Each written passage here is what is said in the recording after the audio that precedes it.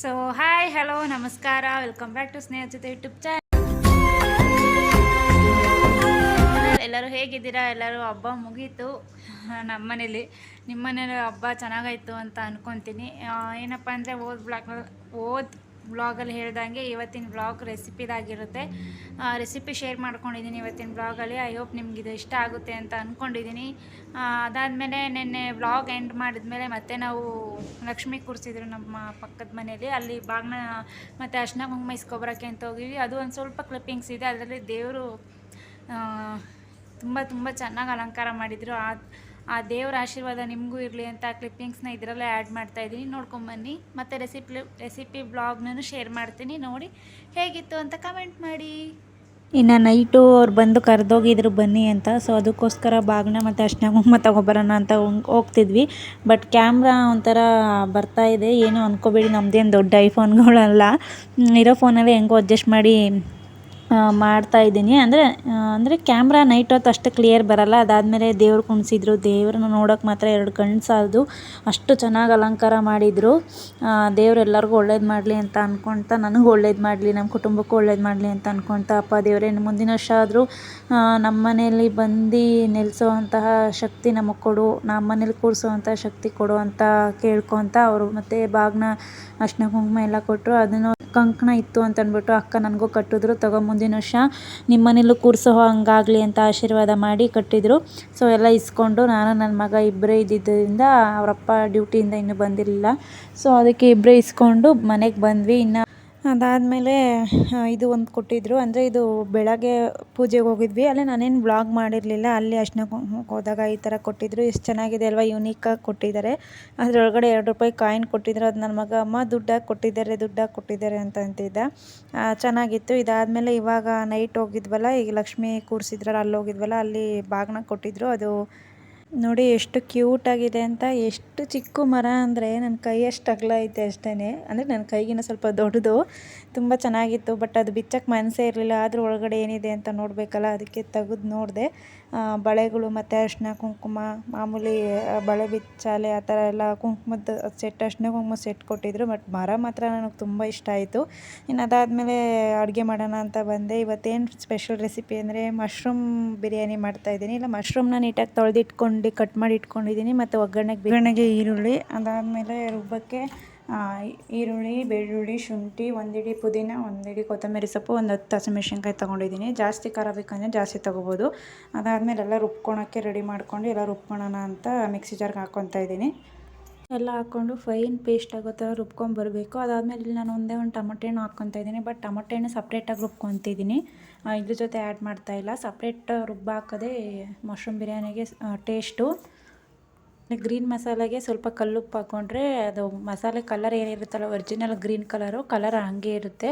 ಅದಕ್ಕೋಸ್ಕರ ಸ್ವಲ್ಪ ಕಲ್ಲುಪ್ಪು ಹಾಕ್ಕೊಂಡು ರುಬ್ಕೊಂಡ್ರೆ ಗ್ರೀನ್ ಕಲರ್ ಹಾಗೆ ಇರುತ್ತೆ ಅಂತ ಕಲ್ಲುಪ್ಪು ಹಾಕ್ಕೊಂಡು ರುಬ್ಕೊಂಡು ಫೈನ್ ಪೇಸ್ಟಾಗಿ ಮಾಡ್ಕೊಬಂದೆ. ಇದಾದಮೇಲೆ ಒಂದು ಕುಕ್ಕರ್ ಇಟ್ಟು ಅದಕ್ಕೆ 1-2 ಸ್ಪೂನ್ ಎಣ್ಣೆ ಮತ್ತು ಒಂಚೂರು ತುಪ್ಪ ಹಾಕ್ಕೊತಾ ಇದ್ದೀನಿ ಟೇಸ್ಟಿಗೆ. ಹಾಕ್ಕೊಂಡು ಏನೇನು ಪಲಾವಿಂದ ಐಟಮ್ಸ್ ಇದೆಯಲ್ಲ, ಕಸ್ತೂರಿ ಮೆಂತಿ, ಲವಂಗ, ಏಲಕ್ಕಿ, ಚಕ್ಕೆ, ಪಲಾವ್ ಎಲೆ ಮತ್ತು ಚಕ್ರ ಮೊಗ್ಗು, ಅದೇನೋ ಅನಾನಸ್, ಅದೇನೋ ಒಂಥರ ಪಲಾವ್ದೆಲ್ಲ ಮಿಕ್ಸ್ ಆಗಿಬಿಟ್ಟಿತ್ತು. ಏನೇನಿತ್ತು ಎಲ್ಲ ಹಾಕ್ಕೊಂಡಿದ್ದೀನಿ.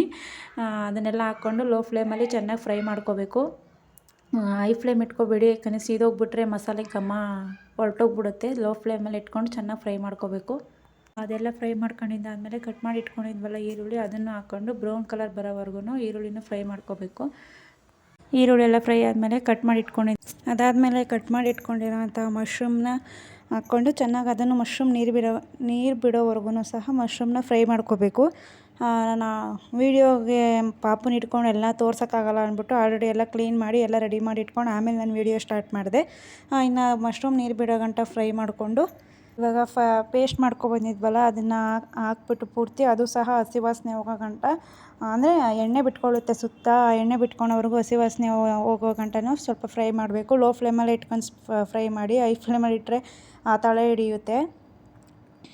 ಆಮೇಲೆ ಇದ್ರ ಜೊತೆಗೆ ಒಂದೇ ಒಂದು ಟೊಮೊಟೊ, ಅಂದರೆ ನಾನು ಹಾಕ್ಕೊತಾ ಇಲ್ಲ, ಟೊಮೊಟೊನೂ ಸಹ ಫೈನ್ ಪೇಸ್ಟ್ ಮಾಡಿಬಿಟ್ಟು ಹಾಕ್ಕೊತಾ ಇದ್ದೀನಿ. ಈ ಥರ ಮಾಡಿದ್ರೆ ಇನ್ನೂ ಟೇಸ್ಟ್ ಚೆನ್ನಾಗಿರುತ್ತೆ. ಹಚ್ಚಾಕೋ ಬದಲು ಈ ಥರನೂ ಮಾಡ್ಕೋಬೋದು. ಟೊಮೊಟೊನ ಫೈನ್ ಪೇಸ್ಟ್ ಮಾಡಿ ಅದನ್ನು ಸಹ ಮಿಕ್ಸ್ ಮಾಡಿಕೊಂಡು ಅದು ಸಹ ಸ್ವಲ್ಪ ಹಸಿ ವಾಸನೆ ಹೋಗೋ ಗಂಟ ಫ್ರೈ ಮಾಡ್ಕೋಬೇಕು. ಅದಾದಮೇಲೆ ಇದಕ್ಕೆ ನಾನು ಮಸಾಲೆ ಏನೂ ಯೂಸ್ ಮಾಡ್ತಾಯಿಲ್ಲ. ಒಂದೇ ಒಂದು ಟೀ ಸ್ಪೂನಷ್ಟು ಗರಂ ಮಸಾಲ ಮತ್ತು ಒಂದೇ ಒಂದು ಚಿಟಿಕೆ ಅರಿಶಿನ ಹಾಕ್ಬಿಟ್ಟು ಎರಡನ್ನೂ ಫ್ರೈ ಮಾಡ್ಕೋಬೇಕು. ಇಲ್ಲಿ ಒಂದೇ ಕೈಯಲ್ಲಿ ಒಂದು ಕೈಲಿ ಮೊಬೈಲು ಒಂದು ಕೈಲಿ ವೀಡಿಯೋ ಮಾಡ್ತಿರೋದ್ರಿಂದ ಸ್ವಲ್ಪ ಶೇಕ್ ಆಗ್ತೈತೆ ಅಷ್ಟೇ.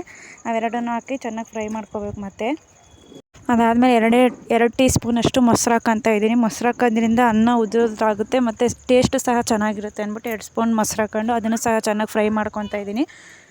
ಇಷ್ಟೆಲ್ಲ ಹಾಕಾದ್ಮೇಲೆ ಚೆನ್ನಾಗಿ ಫ್ರೈ ಮಾಡಿದ್ಮೇಲೆ ಈ ಥರ ಸುತ್ತಲೂ ಈ ಥರ ಎಣ್ಣೆ ಬಿಟ್ಕೊಳಂಗೆ ಕಾಣುತ್ತೆ. ಅದಾದಮೇಲೆ ನಿಮಗೆ ಎಷ್ಟು ಅಳತೆ ಬೇಕೋ, ನಾನಿಲ್ಲಿ ಒಂದು ಅರ್ಧ ಕೆ ಜಿ ಮುಕ್ಕಾಲು ಕೆ ಜಿಗೆ ಅಷ್ಟು ಅಕ್ಕಿಗೆ ಮಾಡ್ತಾಯಿದ್ದೀನಿ. ಈ ಲೋಟದಲ್ಲಿ 2 ಲೋಟ ಅಕ್ಕಿ ತೊಗೊಂಡು 2 ಲೋಟ ಅಕ್ಕಿಗೆ 4 ಲೋಟ ನೀರು ಹಾಕ್ಕೊತಾ ಇದ್ದೀನಿ. ನಿಮ್ಗೆ ಎಷ್ಟು ಕ್ವಾಂಟಿಟಿ ಬೇಕೋ ನೀವು ನೋಡಿ ಮಾಡ್ಕೊಳ್ಳಿ. ಇವಾಗ 2 ಲೋಟ ಅಕ್ಕಿಗೆ 4 ಲೋಟ ನೀರು ಇದ್ಬಿಟ್ಟು ಚೆನ್ನಾಗಿ ಮಿಕ್ಸ್ ಮಾಡಿ, ಅದು ನೀರು ಕುದಿ ಬರುವಾಗ 2 ಲೋಟ ಅಕ್ಕಿ ತೊಳೆದಿಟ್ಕೊಂಡಿರ್ತೀನಲ್ಲ ಅದನ್ನು ಹಾಕಿ ಮಿಕ್ಸ್ ಮಾಡಿ, ಒಂದು ರುಚಿಗೆ ತಕ್ಕಷ್ಟು ಉಪ್ಪು ಹಾಕ್ಬಿಟ್ಟು ಒಂದು ವಿಷಿಲು ಅಥವಾ 2 ವಿಷಿಲ್ ಹೊಡ್ಸಿದ್ರೆ ರುಚಿಯಾದ simple and tasty mushroom biryani ready ಆಗುತ್ತೆ. ನೋಡೋಕ್ಕೆ ಚೆನ್ನಾಗಿ ಕಾಣಿಸಿದೆಯೋ, ಟೇಸ್ಟ್ ಮಾತ್ರ ಅದಕ್ಕಿಂತ ಡಬಲ್ ಆಗಿರುತ್ತೆ. ಪ್ರೋಸೆಸ್ಸಲ್ಲಿ ನಿಮಗೆ ಲಾಂಗ್ ಅನ್ನಿಸ್ಬೋದು, ಬಟ್ ಮಾಡಿದ್ರೆ ಒಂದು 5-10 ನಿಮಿಷದಲ್ಲಿ ನಾವು ರೆಸಿಪಿ ಮಾಡಿಬಿಡ್ಬೋದು. ನೀವು ಟ್ರೈ ಮಾಡಿ ಒಂದು ಸಲ.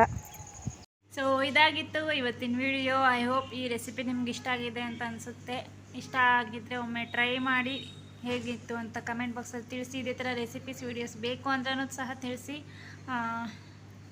ಅಷ್ಟೇ, ನಿಮ್ಮದೊಂದು ಲೈಕ್ ಒಂದು ಸಬ್ಸ್ಕ್ರೈಬು ತುಂಬ ತುಂಬ ಇಂಪಾರ್ಟೆಂಟ್ ನನಗೆ. ಈಗ 50 ಸಬ್ಸ್ಕ್ರೈಬರ್ಸ್ಗೆ ಹತ್ರದಲ್ಲಿದ್ದೀನಿ. ಬೇಗ 50 ಆಗಲಿ, 100 ಆಗಲಿ, 100,000 ಆಗಲಿ ಅಂತ ಅಂದ್ಕೊಳ್ತಾ, ಅದೆಲ್ಲದಕ್ಕೂ ಮೇನ್ ಸಪೋರ್ಟ್ ನೀವೇನೇ. ನೀವು ಸಪೋರ್ಟ್ ಮಾಡಿದ್ರೆ ನಾಳೆ ಎಲ್ಲ ನಾಡ್ದೇ ಆಗ್ಬೋದು.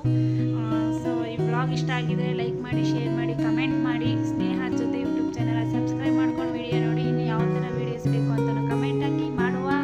ಸಿಗುವ ಮುಂದಿನ ವಿಡಿಯೋದಲ್ಲಿ. ಅಲ್ಲಿವರೆಗೂ ನಿಮ್ಮ ಸಪೋರ್ಟ್ ಹೀಗೆ ಇರಲಿ, ಇನ್ನೂ ತುಂಬ ತುಂಬ ತುಂಬ ಜಾಸ್ತಿ ಇರಲಿ ಅಂತ ಹೇಳ್ಕೊಳ್ತಾ ಈ ವ್ಲಾಗ್ನ ಇಲ್ಲಿಗೆ ಎಂಡ್ ಮಾಡ್ತಾ ಇದ್ದೀನಿ. ಟೇಕ್ ಕೇರ್, ಬಾಯ್ ಬಾಯ್.